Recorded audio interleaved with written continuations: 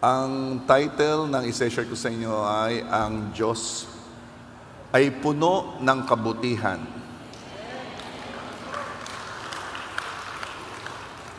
Psalms 33 verse 5, He loves righteousness and justice. The earth is full of the goodness of the Lord.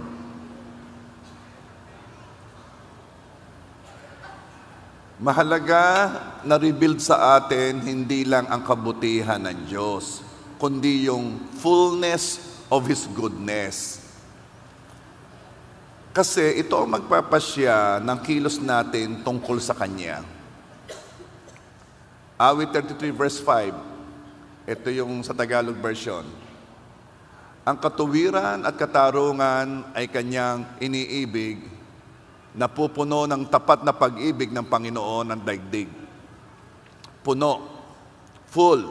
Ano ang ibig sabihin ng full o puno?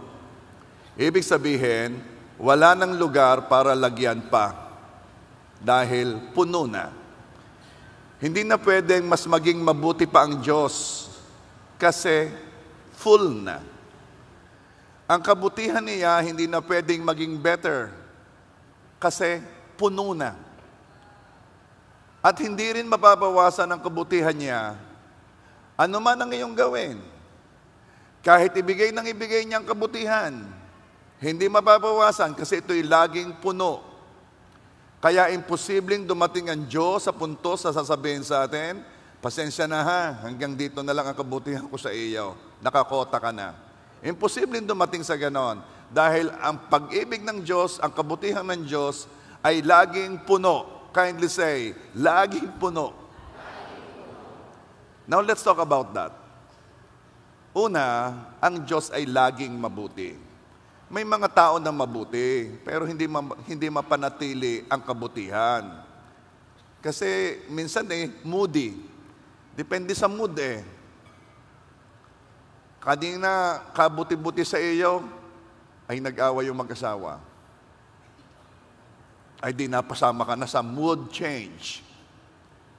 O mali ang gising.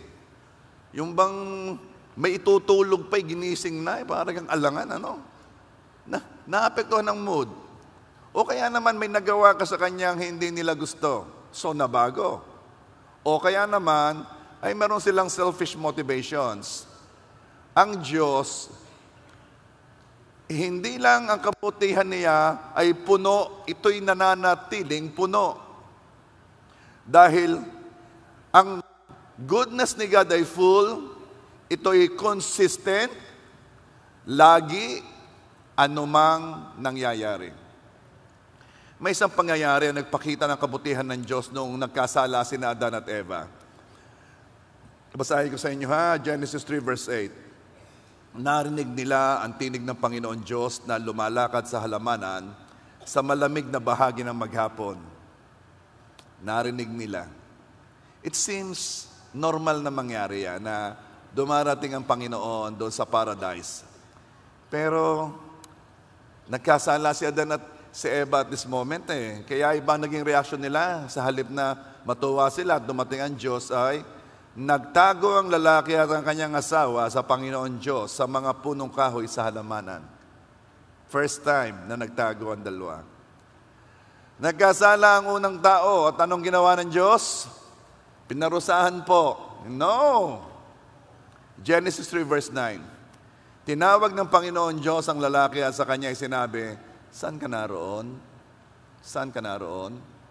Hinanap muna sila ng Diyos. Ito ang unang ginagawa ng Diyos sa mga nagkakasala. Hinahanap sila ng Diyos. Hanggang ngayon na ito ang ginagawa ng Diyos. Hinahanap ang mga nagkamali, nagkasala para i-affirm ang pag-ibig niya. Kasi ang first reaction ng isang taong nagkasala ay isipin na galit ang Diyos. Kaya naman ina-affirm ng Panginoon na,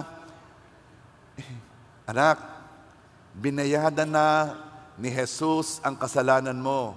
Hindi mo na kailangang magtago. Hinahanap ng Diyos ang mga taong nagkamali sa Kanya.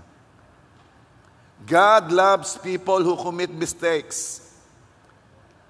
I told you a while ago, ang unang nararamdaman ng mga nagkamali ay hindi na ako love ni Lord. Well, Genesis 3 verse 10. Sinabi niya, narinig ko ngayong tinig sa halamanan at ako'y natakot sapagkat ako'y hubad at ako'y nagtago.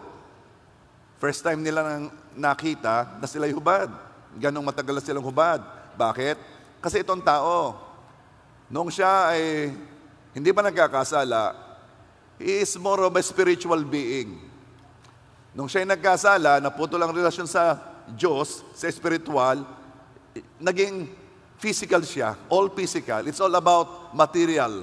Kaya bigla niyang nakitang siya'y hubad. Mas naging buhay sa kanyang material.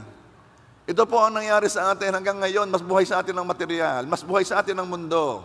Akala natin itong ating bahay, itong ating mundo, hindi ito mawawala. Akala natin ito ang totoo. Ganong ito'y nirikha lamang ng Diyos para pagpalain ang tunay na tayo. From spiritual, naging mas physical ang ating tingin. Now, kung magkakasala, kahit ang tendency ay mahiya sa Diyos, mag-guilty, matakot, huwag lumayo sa Diyos. Huwag magtago sa puno. Sa halip, tanggapin ang kabutihan ng Diyos. Yes, yun po ang automatic response ang nagkakasala. Nahihiya sila. Nagtatago sa Diyos. Pero no. Gusto sabihin ng Panginoon, hindi nabawasan ang kabutihan ko sa iyo. Hindi nabawasan ang pag-ibig ko sa iyo. And I want to affirm it. Dahil binayadan na ng Panginoong Hesus ang lahat mong kasalanan. Actually, the question is not if He will forgive us. For sure, He will forgive us. Kahit anong kasalanan ginawa. Laging magpapatawad ang Diyos. Don't ever think that you are beyond redemption. Don't ever think na hindi ka na pwedeng makabawi, na sobrang ng dumi ng iyong kinalalagyan. No. Laging magpapatawad ang Diyos. Bakit? Kasi may basihan ang pagpapatawad niya. Ano po yon? Binayaran na ni Jesus ang lahat na kasalanang ginawa, gagawin, lahat ng kasalanan. Binayaran na ito ni Jesus, kaya may basihan ang pagpapatawad ng Diyos. Hindi ito walaan Hindi ito, yes, basta pinapatawad na kita. No, may bayad ito. Yung kasalanan na nagawa mo, may bayad yan. Actually, ang mas mahalagang tanong, handa ka bang tanggapin ang kapatawaran ng Diyos? Walang issue sa kagustuhan at kakayanan ng Diyos patawarin tayo. Walang issue doon. Ang issue, kaya mo bang tanggapin? Ang Diyos ay laging mabuti. Kung hindi nagbabago ang kabutihan at ang pag-ibig ng Diyos sa atin, anong nababago? Meron. Ano nga? Ang kaluguran ng Diyos. Hindi niyo napapansin yung mga magulang. Anong sabi ng magulang kapag ang bata ay makulit? Anak, hindi ka na nakakatuwa. Pero kahit hindi nakakatuwa, it does not mean na hindi siya iniibig. Ang ginagawa lang niya, hindi na nakakatuwa. Kasi, what he is doing might hurt him or her. Pero hindi nawawala ang pag-ibig ng magulang. Hindi lang siya napiplease. Ganon din ang Diyos. Hindi nawawala ang pag-ibig. Ang nawawalay ang kaluguran o yung pagiging pleased ng Diyos. Now, kaya ang target natin ay hindi yung mahalin tayo ng Diyos, yung parang, Lord, love me. I want to feel your love. I want to experience your love, Lord. No. Hindi yun ang target. Mahal tayo ng Diyos. Hindi na mababago yun. Napatunayan na ito ng Diyos na binigay niyang kaisa-isahan niyang anak. Ibang magmahal ang Diyos Big time, ang laking magmahal. Sobra hanggang ngayon, alam nating mahal tayo. Because what He did is for all of us. So hindi pwede sabihin ng isa, mahal ako ng Diyos, at ang sasabihin ng isa, hindi ako mahal ng Diyos. Hindi pwede. Kasi ang kamatayan ng Panginoong Yesus ay para sa atin lahat. Mahal tayo ng Diyos, lahat tayo. Now, may nagsasabi, hindi parang mas mahal si sister o mas mahal si brother. God can love us with the same amount. Kaya niya yung gawin. He can be at the same place at the same time. Kung nasaan siya sa isang tao, nandun siya sa isang tao. Ganito kasi, may mga magulang na na-accuse ng favoritism. Kasi siya limited ang magulang. He can only be at one place at one time. Halimbawa, graduation ng anak, di bunong isang anak nagkasabay, saan ako pupunta? Pag nagpunta doon sa isa, hindi ako mahal ni mami, hindi ako mahal ni daddy. O kaya naman, ang inuna yung isa, ang pangalaway din naku, mas inuna siya. Sa Diyos hindi pwede mangyari yun Dahil ang Diyos ay nandoon sa lahat ng lugar. He could be anywhere. So, pwede niyang mahalin tayo ng pare-pareho. Sabihin mo sa katabi mo, ang pag-ibig ng Diyos sa iyo ay kapareho ng pag-ibig ng Diyos sa akin. Okay. Mahal tayo ng Diyos, hindi na mababago yon. So anong target natin? Kung hindi ang mahalin tayo ng Diyos, ano ang target natin? Ang target natin, malugod ang Diyos sa atin. Dahil nilikha tayo for that purpose. Nilikha tayo para luwalhatiin ng Diyos. And He is not pleased pag nagkakasala tayo dahil sinasaktan natin ang ating sarili. Katulad ng iyong magulang, hindi siya nalulugod kapag may ginagawa kang mali, pag lagi kang wala, gabi na, madaling araw na umuwi because you're hurting yourself. Akala mo, it's for them, it's for you. They still love you, but they are not pleased with you. Magkaiba yun, ha? Hindi nakakabawas ng pag-ibig kahit pa hindi siya nalulugod. Mahal ka pa rin. Now, patapos magkasala sina Adan, nakita kaagad natin ang kabutihan ng Diyos. Ang sinasabi natin dito ay ang pag-ibig ng Diyos ay, ang Diyos ay laging mabuti. So makikita natin, ha? Matapos magkasala sina Adan, nangako kaagad si God ng tutubos. Yung immediately after committing the transgression, the sin, nangako agad ng Diyos. Ito ang sabi niya Sinabi sa Ahaz, Genesis 3 verse 15. Maglalagay ako sa iyo at sa babae ng pagkapuot sa isa't isa, at sa iyong binhi at sa kanyang binhi. Ito ang dudurog ng iyong ulo at ikaw ang dudurog ng kanyang sakong. Sakong, it talks about yung paa na pinako. So nagpa-prophesy na agad, nagsasabi na agad ang Diyos na mangyayari. Yes, ipapako mo ang kanyang paa, pero dudurugin niya ang iyong ulo. Yan ang sinabi niya sa Ahaz. So, hindi nilikha ng Diyos ang tao upang pabayaan lang. Meron kaagad plano ng pagliligtas ang Diyos. Naghanda kaagad ang Diyos ng paraan ng salvation. Lagi nagsasabi, bakit tinahayaan ng Diyos ang mga tao na mapapunta sa impyerno? Mali ang tanong Kaya nga pinadala ang Panginoong Jesus Kaya pinadala ang Panginoong Jesus dahil ayaw hayaan ng Diyos na mapapunta ang tao sa impyerno. So it is our choice. Are you there? Matapos tanggapin ni Adan ang consequences ng pagsuway. Alam natin yun May consequences Dahil sa iyong pagkakasala, susumpain ko ang lupa. At dahil sinumpa ang lupa, ang katawan natin, made of lupa, dasumpa na rin. Nakaranas na ng sakit, paghihirap, gutom, uhaw, at kamatayan. Pero, matapos tanggapin ni Adan ang consequences ng pagsuway, ang kabutihan ng Diyos patuloy pa ring dumaloy. Genesis 3 verse 10, sinabi niya, okay, bakit ka, Adan, nasaan ka? Verse 10, narinig ko ang iyong tinig sa halamanan at ako'y natakot sapagkat ako'y hubad at ako'y nagtago. So anong ginawa ng Diyos? Actually, ang sabi doon, sino may sabing hubad ka? Alam agad ng Diyos, hindi na spiritual si Adan. Siya ay physical na. Doon na siya. Nawala na ang connection sa spiritual. Verse 21 ng Genesis 3, at iginawa ng Panginoon Diyos si Adan at ang kanyang asawa ng mga kasuotang balat at sila'y dinamitan. What kind of love is this, ha? Alam mo, ang pag-ibig, nakikita sa detalye. Nakikita sa details. Paano po yon? Halimbawa, dito ko nakikita, if that person remembers what you like, yung bang nung kayo ay nagkita, halimbawa, umuwi siya, ang dala sa iyo, yung tanda niya na gusto mo. Detalye yun eh. For that person to remember na yun ang gusto mo at pagkahanap-hanapin at yun ang dalhin sa iyo, that's love. O kaya yung a person who knows how to please you.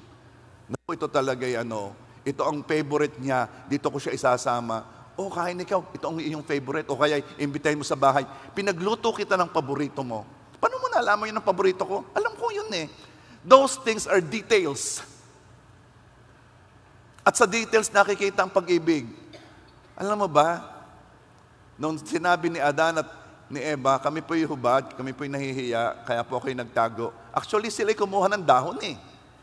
Luba ng katawan nila ng dahon. Pero sabi ng Panginoon, hindi pwede yan.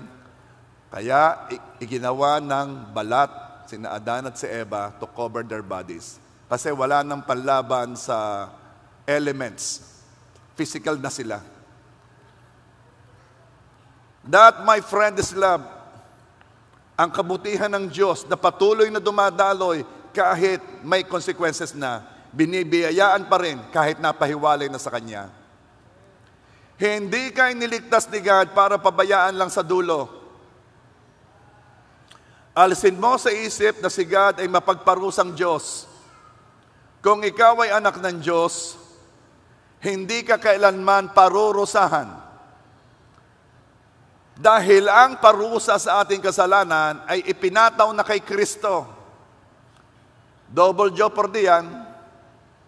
Ayan kapag ka naparusahan na hindi na pwedeng parusahan. Ang parusa sa ating kasalanan ay ibinigay lahat kay Kristo nung siya nakapako sa krus. Si Kristo ay nagpunta sa impyerno kasi yun ang parusa ng kasalanan. Pero after 3 days, He rose from the dead. Bakit? Bayad na eh. Tapos na ang pagbabayad. So this is my point. Kung may dinaraanan ka man ngayon, huwag mong iisipin na pinaparusahan ka ng Diyos. Hindi yan parusa. Ang pinakamatindi mong pwedeng itawag ay pagtutuwid. Kung yan ay masakit, dahil matindi ang kailangan mong pagtutuwid. Pero hindi yan parusa.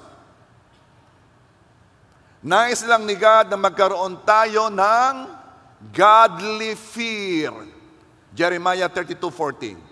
I will make an everlasting covenant with them. I will never stop doing good to them. Liwanag. I will never stop doing good to them. And I will inspire them to fear me. Iyon. Kaya may nangyayari sa tingin mo hindi maganda because God is inspiring you to fear God. Binibigyan ka ng godly fear. Dahil tanggapin na natin, sino ang mga gumagawa ng sobrang lalaki ng kasalanan? Wala nang takot sa Diyos. Narinig ko yung interview kay Mayor Magalong, talking about some politician na bumibili ng mga 4-bedroom condo na ang purpose lamang paglagyan ng pera ang kwarto. We haven't seen how much money is being plundered by those corrupt politicians and contractors. Alam mo kung bakit? Wala nang takot sa Diyos. The reason kung bakit sinasabi ng Panginoon, and I will inspire them to fear me so that they will never turn away from me. Those things na maaaring hindi maganda are things na sukat ng Diyos to inspire us to fear Him. Ang pinaka-nakakatakot mangyari kapag wala na tayong takot sa Diyos, nakakatakot na yun. Wala ka ng limitasyon. I don't think those people started that way. I think they started na gusto lamang nilang mabigyan ng provision ng kanilang pamilya, mapag-aral ang mga anak. Pero little by little, nasisir ng conscience. Mamaya hindi na nahihiya. Kaya nung sabi ng presidente, mahiya naman kayo, ibinabalik lamang ni presidente yung dapat na maramdaman ng gumagawa ng kasalanan kasi hindi na nararamdaman. Ito ang reason kaya gustong i-inspire ni God ang tayo, para matakot sa Kanya. At yun ang hingin mo lagi kay Lord, Lord, gusto ko, may takot ako sa iyo. Lord, gusto ko, meron akong godly fear.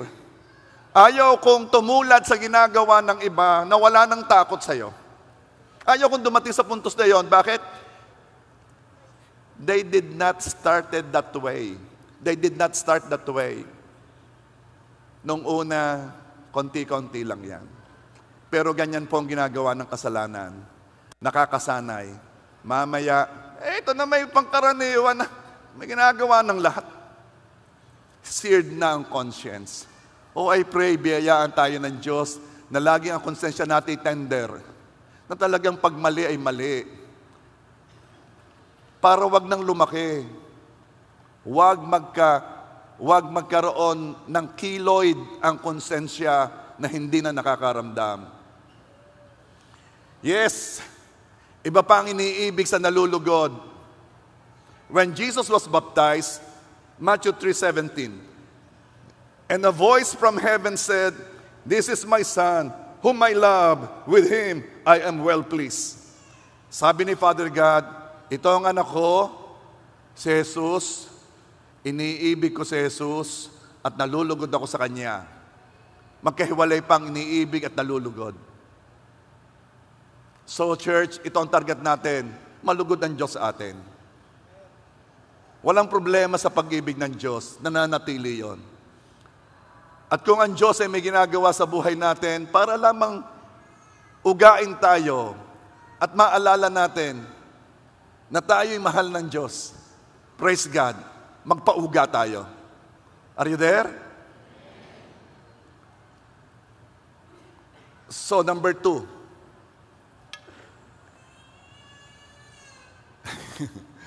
Saan man naroon ang Diyos, naroon ang kabutihan niya.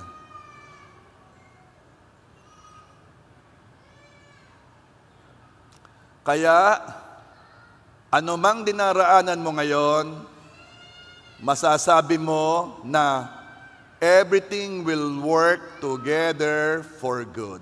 Kindly say, everything will work together for good. Bakit? Dahil kasama mo ang Diyos na puno ng kabutihan. So automatic, everything will work together for good kasi kasama mo siya. Kabutihan niya ang nagpapaganda ng lahat niyang katangian. Ay ano ka kung siya'y all-knowing kung hindi naman mabuti? Ay ano ka kung siya'y all-powerful kung hindi naman mabuti? Nakakatakot lamang siya. Ano ka kung siya'y omnipresent everywhere kung hindi naman mabuti? Ang kabutihan niya ang nagpapaganda sa lahat ng katangian niya. Now, kaya tingnan ninyo kung anong gagawin ni Satanas. Hindi ka pagdududahin ni Satan sa kabutihan ng Diyos. Sasabihin niya, yes, ang Diyos ay mabuti. Pagdududahin ka ni Satanas sa kapunuan ng kabutihan niya. Anong ibig niyo sabihin, Pastor? Okay. Ganito kasi, pag napagduda niya ang Christian sa fullness of goodness ni God, mas madali nang tanggapin ang kanyang offer na parang mas mabuti, quote-unquote, upang ilayo tayo sa Diyos. Mapaniwala lang tayo, malinlang lang tayo ng kaaway, na ang Diyos naman ay hindi puno ang kabutihan. He is good, but His goodness is not full. Makakapag-offer na siya ng alternative, ng substitute. Ito talaga ang mabuti para sa iyo. Noong tinukso sina Adan at Eva, ang kapunuan ng kabutihan ng Diyos ang inatake ni Satanas. Very subtle, hindi halata. Genesis 3 verse 1, sinabi ba ng Diyos, huwag ninyong kainin ang mula sa alinmang punong kahoy sa halamanan? Sabi ni Eva, hindi, makakain namin lahat. Huwag lang ang bunga ng punong kahoy na nasa gitna ng halamanan, kundi kami mamamatay. Heto na, verse 4 ng Genesis 3. Subalit sinabi ng ahas sa babae, tiyak na hindi kayo mamamatay. Alam ka ninyong hanggang ngayon yan ang labanan. Ano pong labanan? Labanan ng salita. May salita ang Diyos at may salita ang mundo. At ikaw ay resulta ng kung ano man ang pinapakinggan mo. Kasi the more pakinggan mo yung anumang salita, iyon ang paniniwalaan mo.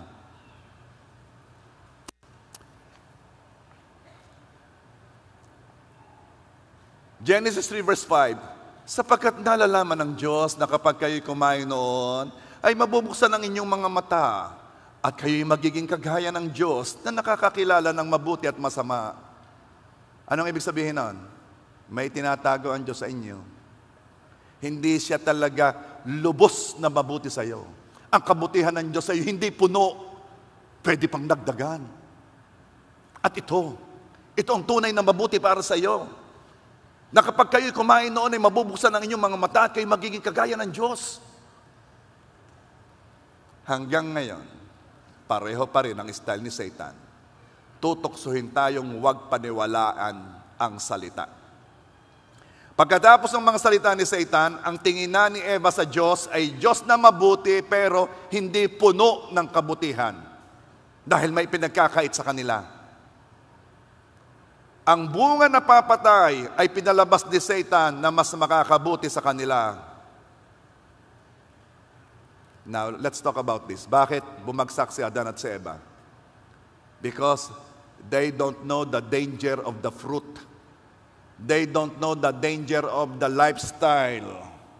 They don't know the danger of a small thing na mamaya ay lalaki, na mamaya ay sisir sa conscience. They don't know the danger ng mga kaunting biruan sa opposite sex. They don't know the danger ng nagkaka-crush at mamaya ay talagang will work on it. They don't know the danger of small things.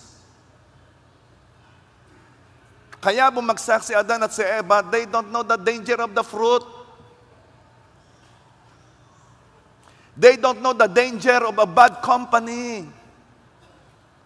They don't know the danger of sitting with your friends that will tell you words that are not biblical at mamaya'y parang napapatago ka na at parang, it makes sense.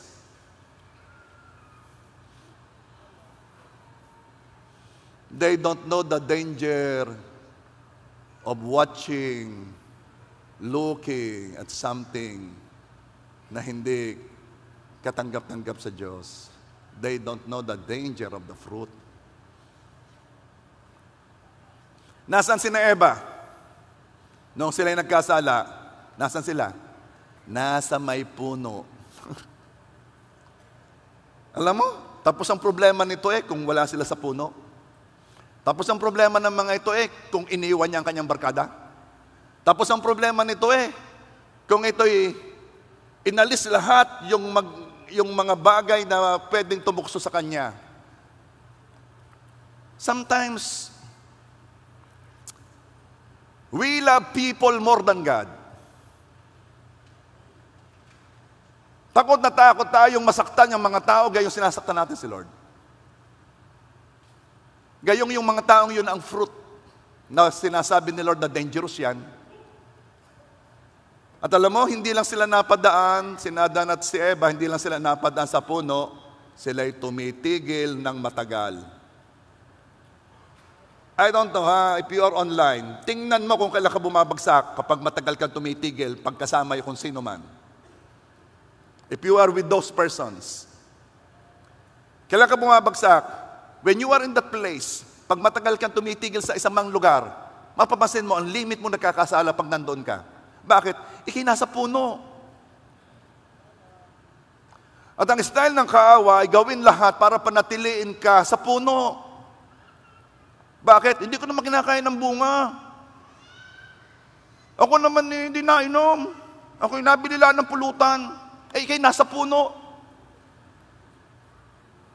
Ako naman hindi nataya. Ako'y nanonood lamang. Ikay nasa puno.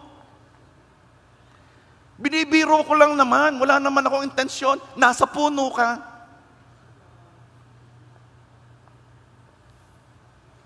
Sabihin mo sa katabi mo, ikay lumayo sa puno. Sabi ng isa, naka-attend pa. titirahin na naman pala ako. Ano sabi ni Lord? I will not stop doing good to you. I just want to inspire you to fear me.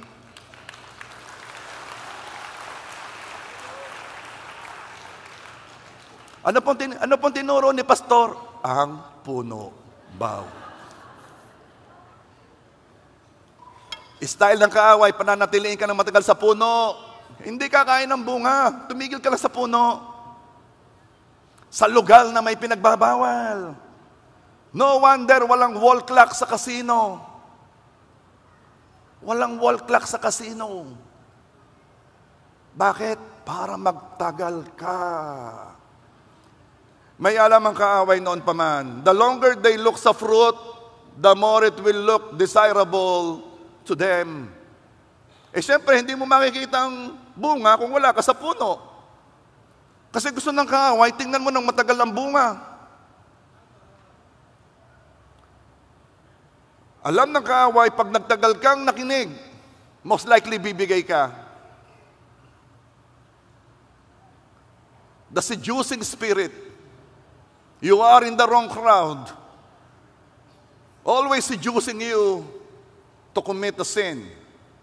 Genesis 3 verse 6, kaya't nang makita ng babae ng bunga ng punong kahoy ay mabuting kainin, nakalulugod sa paningin, na dapat nasain upang maging matalino.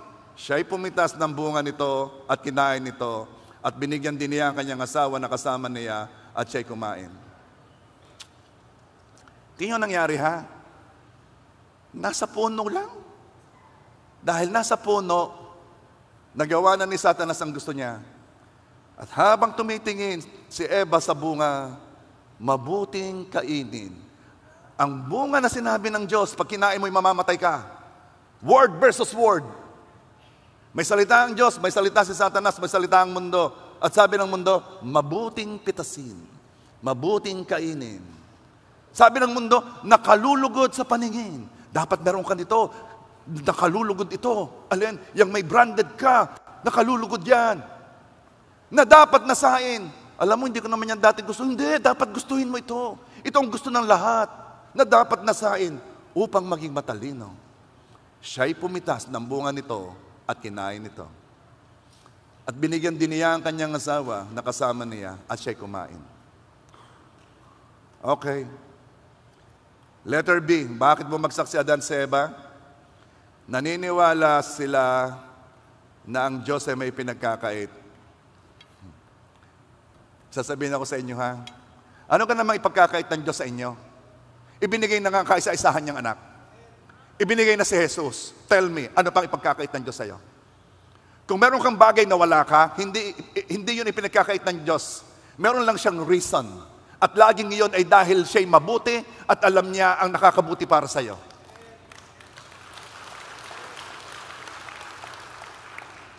We all know, bigyan mo ang isang tao ng anumang bagay, sa panahong hindi pa siya handa, it will hurt him or her.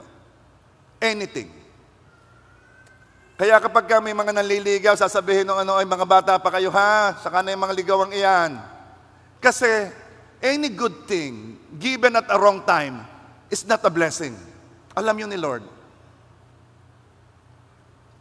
Alam nga naman bigyan mo yung iyong anak na grade 1. O anak, motor. Alam mo na ang mangyayari. Bawat pagbagsak sa kasalanan ay pag-iisip na may ipinagkakait ang Diyos.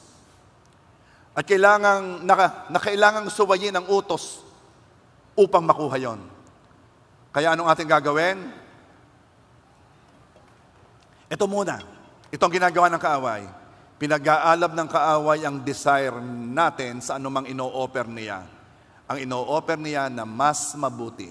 Quote unquote. Remember, pag napaniwala ng kaaway, ikaw na ang Diyos ay may ipinagkakait, mas madali na niya mag-offer ng anumang bagay. Kasi meron pinagkakait ari-ari. Hindi na kailangan linlangin pa ni Satan sina Adan at Eva na masama ang Diyos.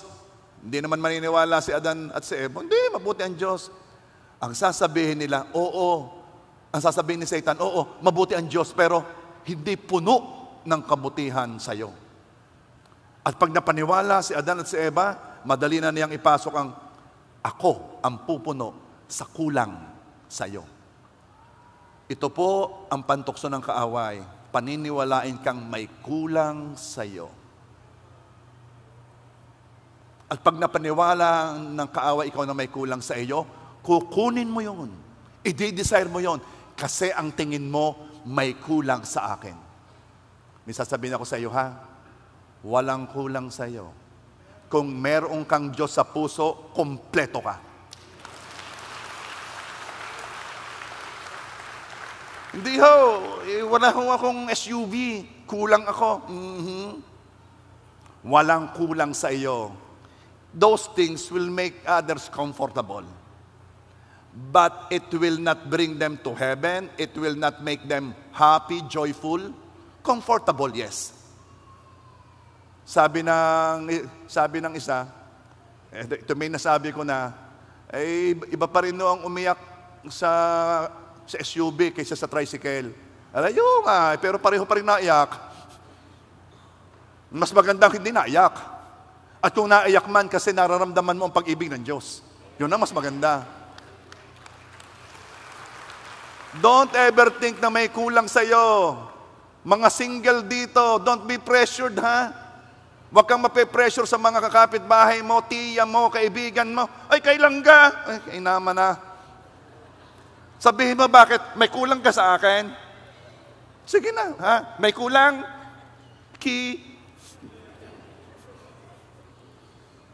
Walang kulang sa inyo, kaya nagkakasala eh. Ang tingin natin may kulang. Yung lalaki na napipilitang bumarkada kahit pangit ang barkada kasi ang ramdam niya may kulang. Yung isang tao na bibili ng mga pagkamamahal kasi ang ramdam niya may kulang, hindi ako mahal ng asawa ko, bibili na lang ako. So pinaltan niya yung need niya ng love, pinaltan niya ng material things. Lahat ay nanggagaling sa may kulang. May sasabihin ako sa iyo, ha? Ang pag-ibig ng Diyos ay puno, punong-puno. Pag nasa iyo ang Diyos, walang kulang sa iyo.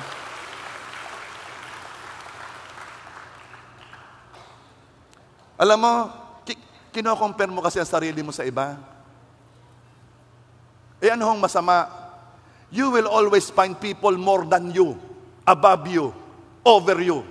The same way you will find people under you, weaker than you, lesser than you. So there's no use comparing. Kahit pa ikaw na dito ang pinakamaganda, paglabas mo, meron mas maganda sa'yo. Kahit pa ikaw dito ang pinakamayaman, mamaya meron na. So ano mangyayari sa iyo? Kulang ako. Kanina hindi pero dahil kinumpir mo sa iba, kulang ako. Kulang pala ako. Kawawa ako, kulang ako. At nandito na ang kaaway bubulong. Ako ang pupuno sa kulang sa iyo. Madali nang ipasok ng kaaway. Ako ang pupuno sa kulang sa kabutihan ng Diyos. Heto ang bunga. Heto ang alak. Heto ang drugs. Heto ang sugal. Heto ang kalaswaan. Heto ang bunga. Dahil kulang ang pag-ibig at ang kabutihan ng Diyos sa iyo. Noong pinagdudahan na ni Eva ang kapunuan ng kabutihan ng Diyos, mas madali na sa kanya na huwag sundin ang Diyos. Kung ang Diyos hindi puno ang kabutihan sa akin, then hindi siya laging kikilos para sa kabutihan ko. Hindi naman pala full ang kabutihan niya sa akin Then, bakit ko pa siya laging susundin? Di sundin ko lang din pero din hindi. Kasi hindi lagi nalinlang ka. Ako na lang ang magpapasya para sa akin sarili. Ako na magpapasya ng mabuti at masama. Hahanapin ko kung anong mabuti sa akin. Susunod ako sa utos niya na sa tingin ko makakabuti sa akin. Susuwayin ko ang mga utos na sa palagay ko hindi favorable sa akin. Ako na magpapasya. Hindi ko na isasalang-alang ang sasabihin ni God. Kakainin ko ng bunga. Dito nanggaling ang kaisipan ng humanism. Gawin ng tao ang tingin niyang mabuti sa kanya. Kaya, wag na kayong magtaka. The spirit of humanism.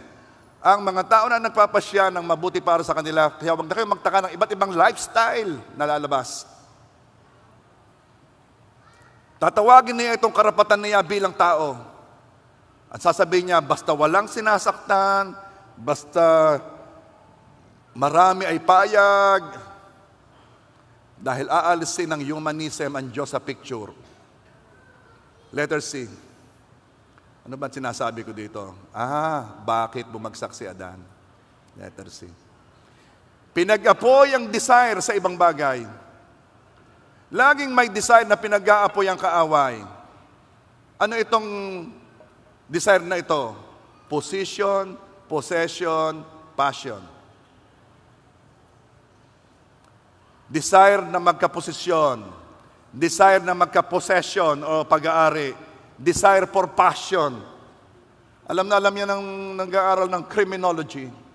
Alam na alam niya ng mga NBI. Titignan lamang ang anggulo ng may pinag-aawayan bang posisyon? May pinag-aawayan bang lupa, ari-arian? May love triangle ba? Yan lang ang titingnan. Bakit? Yan kasi ang mga desire ng tao, pare-pareho yan, na pag-aapuyin ng kaaway, patitindiin. Pag sumobra ang desire dito, anong tawag ng Bible? Nagkakaroon ng lust of the eyes, lust of the flesh, pride of life. So anong gagawin? Pag-apuyin mo ang desire mo sa Diyos. Alam mo na kung saan bumagsak si Adan at si Eva, katitingin nagkaroon na ng lust of the eyes. Gustong maposes. Tatalino ka. Nagkaroon ng pride of life. Pag-apuyin mo ang desire mo sa Diyos, punuin mo ang conversation at meditation mo ng tungkol sa Diyos at sa Kanyang salita. Intentionally, ipasok mo ang Diyos sa inyong kwentuhan at huwag mong ikahiya. Kahit pa sinong kausap mo. Kahit pa masabihan ikaw na may napaka-religious. Kaysa naman sa masabihan ikaw naman ay napakasama. Hindi naman ano ka nakakahiyang masabihan tayong we are quoting the Word of God? Anong masama doon? Punuin mo ang conversation mo at punuin mo ang pag-iisip mo ng mga bagay tungkol sa Diyos. Don't go to a place or be with people na magpapaapoy sa iba mong desires. Mag-aalab ang desire sa anuman pag ito ang laging nakikita, laging naririnig, laging nararanasan. Bakit bumagsak si Adan? Tiningnan nila ang bunga na nagpaapoy ng desire nila dito. Nakinig sila sa salita ng ahas na nagpatindi pa ng desire nila. It is always about desires. Pag-apuyin mo ang desire mo sa Diyos. Huwag kang mawawala ng Sunday. Ano gan totoong malaga at wala ka ng Sunday? Tell me. Tell me. Dahil di sa man nasasabihin ko, nakipagkita ka sa Diyos, yun pala naman. Hindi mas mahalaga yun. Pero kung hindi Diyos, kung hindi ka sa Diyos nakipagkita, umattend ka ng Sunday service. Next. Letter D. Bakit bumagsak si Adan at si Eva? Nalimutan na nila ang kagandahan ng Diyos. Kaya kayo pina-attend ko ng MGR, Moment with God Retreat. Kasi doon, makikita mo ang kagandahan ng Diyos. Kasi 2 araw na pulos ang Diyos ang iyong mapapakinig. Puro Diyos ang pag-uusapan. Pag hindi mo naman nakita ang ganda. Subukan mo. Pag-usapan mo yung crush mo ng 2 araw. Subukan mo lang. Mamay kay Luko. Nakikita ko siya sa baso. Yan nga ba kasi sinasabi ko lagi na pinag-uusapan. Attend every activity ng church. Pang youth ano ga?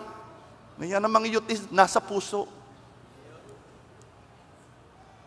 Tawa yung mga youthful na na hindi naman talaga youthful. Genesis 3 verse 8, narinig nila ang tinig ng Panginoon Diyos na lumalakad sa halamanan sa malamig na bahagi ng maghapon para manatili ang apoy kay God and to enjoy what God has given Pumunta ka sa lugar na kung saan nandoon ang Diyos. Di kayo Diyos is everywhere, oo, pero not manifested. Pumunta ka doon sa talagang wini-welcome ang presence ni Lord. Pumunta ka na doon sa ang intensyon ng mga tao ay ma-meet si Lord. Ito'y lagi nangyayari eh. Narinig ni Adan ang tinig ng Panginoon Diyos na lumalakad sa halamanan. Alam nilang laging dumadating ang Diyos doon. Ang puntos, bakit wala sila doon? Nasaan sila? Nasa puno. It seems talagang regular ang pagkikita nila ni God. God came to the meeting place. Wala si Adan at si Eva.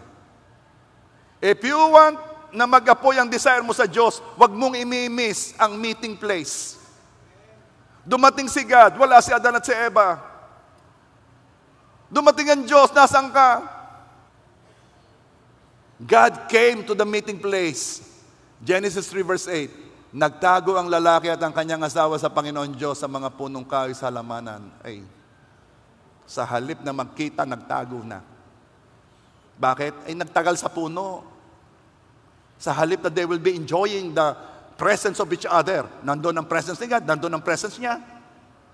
Nagtatago na, nahiwalay na. Halata kapag si God ay hindi mo desire. Bakit? Wala ka sa tagpuan. Kung desire mo si God, nandun ka sa tagpuan. Nandun ka sa iyong prayer time. Halata kapag si God ay hindi mo desire kasi ginawa mo si God na isa lang sa mga tools para makamit mo ang mas nais mong makamit. Hindi mo naman talaga gusto si God. Ang gusto mo, yung hinihingi mo kay God. At ginagamit mo si God para matanggap yung hinihingi mo. At halatang hindi mo desire si God. Kaya pag-apuyin mo ang pagnanasa mo kay God. Alam ko kasi ang sikreto ng mga bagay eh. Seek ye first and all these things shall be added. Minsan ayaw ko nang idagdag yung all these things shall be added eh. Kasi mamaya yung pag-seek mo kay God, ang nagiging purpose mo ay so that all these things shall be added. Hinahanap mo si God kasi gusto mo talaga ng all these things. Sinabi naman ni Lord, seek me first and all these things shall be added. Hindi man sinabing seek me first and then seek the others. Ang sabi ni Lord, seek me first. Ako nang bahala sa iyo. Seek me first. Kasi pag lumampas ang desire mo doon sa all these things that should be added, pag mas tumindi ang desire mo doon, ginagawa mo lamang si God na equipment, tools, paraan para makuha yung things that should be added.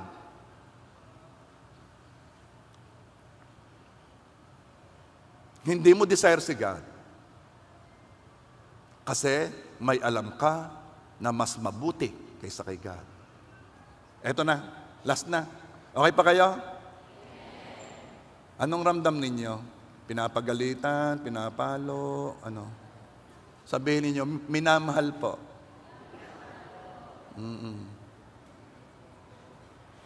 Ang kapunuan ng kabutihan ng Diyos ang sandigan ng pagsunod sa Kanya. Kung ano mang ipag-utos ng Diyos na puno ng kabutihan ay laging mabuti para sa iyo. Maaring hindi alam ni Eva ang detalyadong dahilan kung bakit ipinagbabawal ng Diyos na kainin ang bunga. Alam lang nila yung mamamatay. Hindi nila alam talaga ang detalye. Hindi nila alam yung magkakasakit, manghihina, tatanda. Hindi nila alam yan. Basta mamamatay, parang kasi hindi nila naranasan eh. Maaring hindi nila alam ang detalyadong dahilan. Pero ang malaman na ang nagbawal ay puno ng kabutihan ay dapat ay sapat na. Ano ibig ko sabihin? Maaring hindi ko alam kung bakit pinagbabawal ng Diyos ito. Maring hindi ko alam kung bakit pinahihiwalay ako ng Diyos dito sa aking itong mga bisyo ko. Hindi ko alam kung bakit. Hindi naman ako masamang tao. Ako naman wala naman ako sinasaktan dito. Maring hindi ko alam ang detalye. Pero yung alam mo na ang nag-utos ay puno ng kabutihan ay sapat na. Hindi mo naman kailangan malaman ang detalye kung bakit mali. Sapat na alam mo na ang nag-uutos ay puno ng kabutihan. So, hindi siya mag-uutos ng mga bagay na makakasakit sa iyo. Ang iuutos niya ay mga bagay na magliligtas sa iyo at magpapala sa iyo. Iyan ang sandigan ng iyong pagsunod na alam mo na ang Diyos ay puno ng kabutihan. Kindly say, puno ng kabutihan. May mga utos na maaaring hindi mo unawa ang dahilan.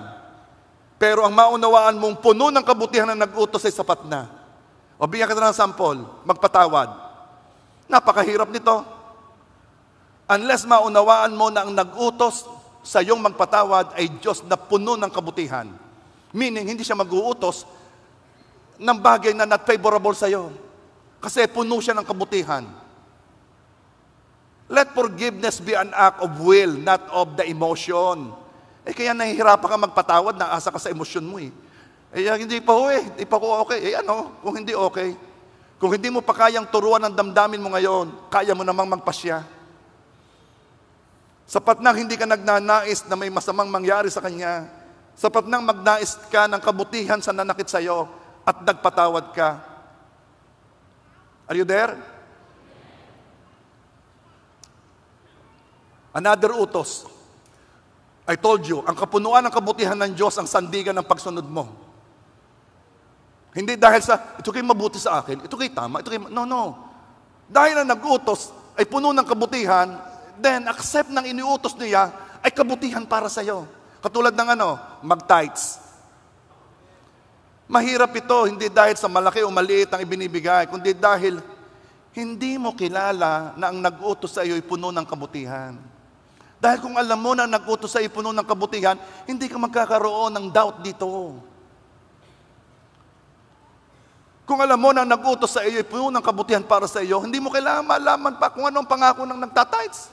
Hindi mo na kailangan sasawayin ng Diyos ang maninira, hindi mo na kailangan malaman na pabubungahin ng Diyos ang mga puno sa takdang panahon. Hindi mo na kailangan malaman bubuksan niya ang duro ng awan ng langit at ibubuhos ang pagpapalang walang sukat kalagyan. Hindi mo na kailangan malaman na kapag na ang tithes ay sa Kanya. Hindi mo na kailangan malaman na ito lamang ang utos na sinabi ng Diyos na subukan mo ako. Hindi mo na kailangan malaman na ang tithes ay hindi iyo at talagang yan ay sa Diyos. At the 10% bless the 90%.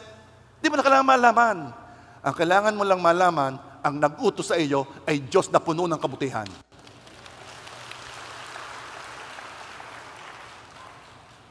Dahil kung hindi ka sumusunod, it only means hindi ka naniniwala na mabuti ang nag-utos. Kaya katulad ni Adan at ni Eva, ako ang magpapasya ng mabuti at masama. Ako ang magpapasya. Kakainin ko ang bunga. Gusto kong maging katulad ng Diyos. At ito'y nakakatalino. Mas matalino ako kaysa nakasulat sa Bible. Kinain mo ang bunga. Ano pa? Don't be unequally yoked. Napakalaki ng pressure to choose what is available. No. Ang sabi ng ating Diyos, huwag makikipamatok sa hindi mananampalataya. At ako naman gracious diyan, isama mo lang sa church.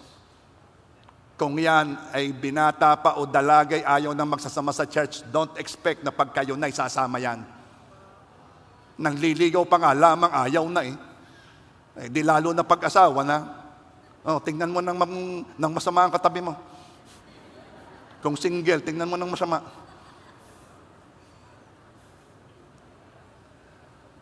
In closing, ang paniniwala sa kapunuan ng kabutihan ng Diyos ang kikilos upang matanggap ang hinihingi mo sa Diyos. Dahil, ano man ang kailangan mo, sapat na ito, sapat na. Na na malaman mo na ang Diyos ay mabuti sa iyo. At hindi lang mabuti, ang kabutihan niya ay puno para sa iyo. Bakit ang testimony nagpapataas ng ating pananampalataya para tumanggap? Kasi once marinig natin ang testimony, nakikita natin ang kapunuan ng kabutihan ng Diyos. Marinig natin ang testimony ng healing, nakikita natin ang kapunuan ng kabutihan ng Diyos. Kaya nagpapataas ang ating pananampalataya. Ang makilala mo ang Diyos na puno ng kabutihan ay magpapakilo sa iyo upang matanggap ang hinihingi mo sa Diyos. Tataas ang pananampalataya mo. Bakit? Ay mabuti ang Diyos Bakit naman niya ipagkakait ito? Walang ipagkakait ang Diyos sa iyo, kapatid. Wala. Pero lagi niyang sinasabi, ako ang hanapin mo. Are you there? Pagkatiwalaan mo siya, hindi dahil sa siya'y mabuti, kundi dahil siya'y puno ng kabutihan. 2 Chronicles 5:13, for He is good and His mercy endures forever. May choice naman ang Diyos na hindi tayo iligtas. Baka hindi nyo alam to ha. May choice si Jesus na hindi iligtas tayo. Pero tinuloy niya. There was a time na hiningi niya sa Ama, Lord, napakasakit nito. Kung merong ibang paraan, huwag ko nang danasan ang saro ng kahirapan. The cup of suffering. Huwag ko nang daanan to. Huwag ko nang makuha ang kasalanan ng mga tao, ng mga nilikha natin. Huwag ko nang kunin ang kasalanan nila. Huwag mo nang igawad sa akin ang parusa sa kasalanan nila. Kung may ibang paraan, Lord, huwag na. Pero sabi ni Jesus, pero not my will, but your will be done. Ang Diyos mo ay Diyos na puno ng kabutihan. Pinakita na niya to. Kahit pinagkaisahan na siya ng buong bayan. Kahit maraming tao ay sumisigaw na patayin siya. Kahit ipagpalit siya ng mga tao kay Barabas. Isang napakabait, mas pinili pa. Kahit binugbog siya, nilatig ko sa likod, pinutungan ng koronang tinig, kahit pinagbuhat ng malaking krus, ipinako sa krus, hindi pa rin niya tayo iniwan. That is called kabutihan. Puno ng kabutihan. Committed si Jesus na mahalin tayo. Hanggang sa pahuli, malalagutan na ng hininga. Kumilos pa rin ang kabutihang puno ng Diyos. Ama, patawarin mo sila, hindi nila alam ang kanilang ginagawa. Hanggang ngayon, magpasawalang hanggan, ang Diyos ay mabuti at mananatiling mabuti.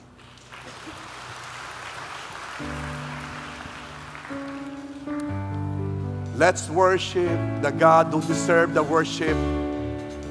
Let's give praise and honor and adoration to a God who deserves all praises and adoration because He is good. All my life you have been faithful. In all my life you have been so good.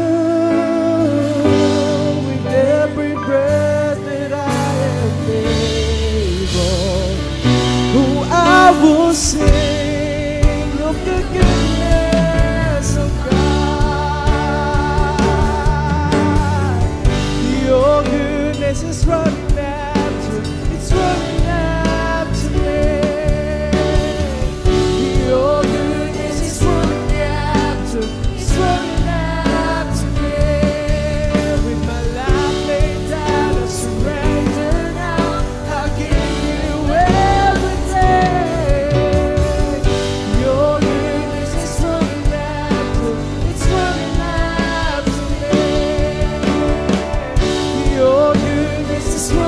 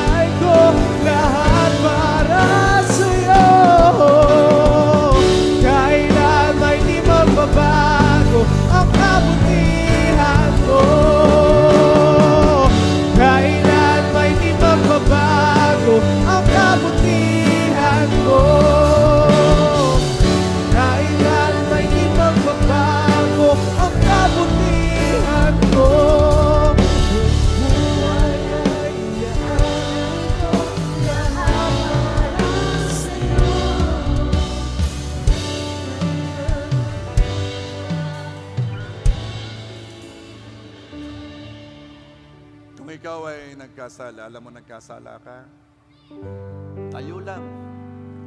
Lapit sa Diyos. Dahil hindi na bago ang pag-ibig niya sa iyo at ang kabutihan niya. Bangon lang, tayo lang. Kung ikaw naman ay nasa lifestyle ng kasalanan at alam mo yon na lifestyle na buhay mo na, hingi ng biyaya sa Diyos. Hingi ng biyaya sa Diyos. Bakit? Dahil ang target na natin ngayon ay hindi para mahalin ng Diyos, ha? Ang target natin ay mapalugod ang Diyos. Mapalugod ang Diyos. Tayo nabubuhay para mapalugod ang Diyos. Hindi mapalugod ang sarili, hindi mapalugod ang pamilya, mapalugod ang Diyos. And all these things shall be added. Ang kabutihan ng Diyos ay hindi nababawasan. Ang pag-ibig niya hindi nababawasan. Ang point nga may ginagawa ka ng mali, hinahabol ka pa rin ng kabutihan niya.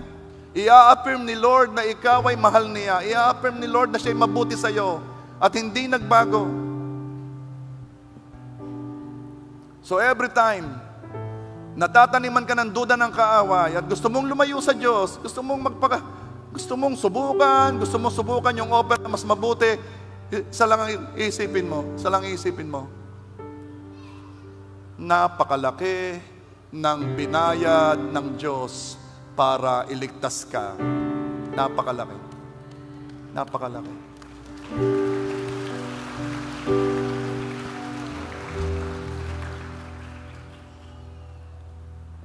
Pahalagahan mo naman yun. Inilaban ka ng Diyos. Pinili ka ng Diyos. Hindi mura ang ibinayad sa iyo. Napakamahal. Napakamahal. Mahal ka ng Diyos. At yung sinimulan ng Diyos sa iyo, tatapusin niya yon. Tatapusin niya yon. Ang ating Diyos ay walang humpay, walang tigil. Gagawin niya ang lahat para ikaw ay ilapit sa Kanya. Kung ikaw ay nasa lugar na alam ng Diyos na ikaw ay malaking probabilidad na kumain ng bunga, ikaw ay nasa lugar na may puno, ilalayo ka ng Diyos doon. At kung yun ay gawin ng Diyos, huwag kang malulungkot. Alam ng Diyos ang ginagawa niya. Dahil ang Diyos ay mabuti. Father God, I lift up to you your people. Help all of us to see you as a God full of love and full of goodness. Hindi lang basta mabait, kundi puno ng kabaitan. Hayaan mo, Panginoon, na lagi naming isurrender ang buhay namin sa iyo nang walang takot, dahil alam namin kayo mabuti. Hayaan mo, Panginoon, kami makasunod sa iyo nang walang takot, dahil ang nag-utos ay Diyos na puno ng kabutihan. Hayaan mo, Panginoon, na kami mabuhay sa mundong ito ng confident, knowing that a God na full of goodness loves us at hindi nagbabago ang pag-ibig na yon. Father God, I lift up to you your people. Walang isa man ang mawawalay sa iyo. Sa halip, lagi mo silang lalapitan, lagi mo silang kakatukin, lagi mong ipaparamdam ang pag-ibig mo sa bawat isa. Maging sa mga online viewers, lagi mong iparamdam ang iyong kabutihan sa bawat isa. Thank you, Lord. In Jesus' name we pray. Amen.